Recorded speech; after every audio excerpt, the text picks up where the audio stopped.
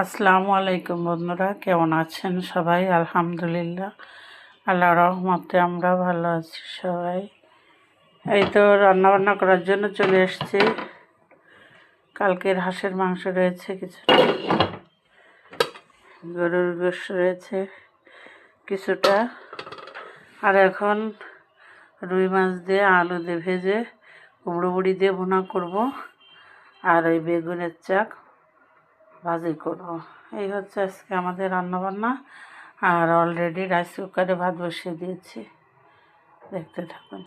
এই তো বন্ধুরা, ফ্রাই প্যানে তেল দিয়ে দিয়েছি। রুই মাছ, আলু, বেগুন একে ভেজে রাখবো, তারপরে তরকারি বসিয়ে দেবো দুই পাশে দুই চুলাতে।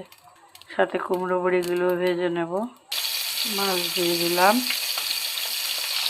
পাশে কড়াইতে আলু আর বেগুন, আলু আর কুমড়ো বড়িগুলো সুন্দর করে ভেজে পেঁয়াজ দিয়ে দেবো এর সাথেই।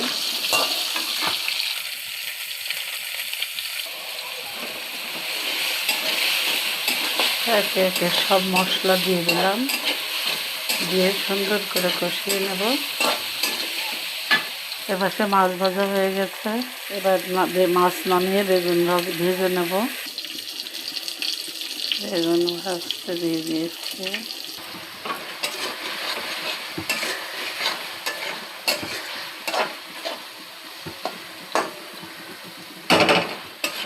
কষিয়ে নিলাম, এবার ফুটন্ত পানি দিয়ে দিই।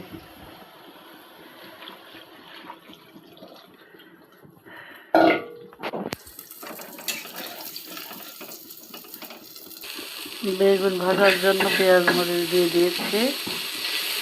তেল আর দিব না, কারণ বেগুনে যথেষ্ট তেল রয়েছে, পরে তেল বের হবে। আর বেশি তেল খাওয়া ক্ষতি স্বাস্থ্যের জন্য, তা তো আপনারা বন্ধুরা সবাই জানেনই। এভাবেই ভেজে নেব। এপাশে একটু ভাজা জিরের গুঁড়া দিয়ে দিলাম, আরও অনেক ঝোল টানবে, ঝোল অল্প ঝোল রাখবো।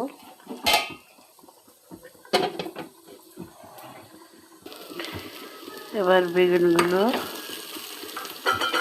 দিয়ে দিলাম। বেগুনগুলো একটু পুড়ে গেছে বন্ধুরা, ভাতের দিকে নজর দিতে গিয়ে এদিক ভুলে গিয়েছিলাম। ওটা কোনো ব্যাপার না, পোড়া পোড়াই ভালো লাগবে কেয়ার করা। তো বন্ধুরা, বেগুনের চাক ভাজা কমপ্লিট।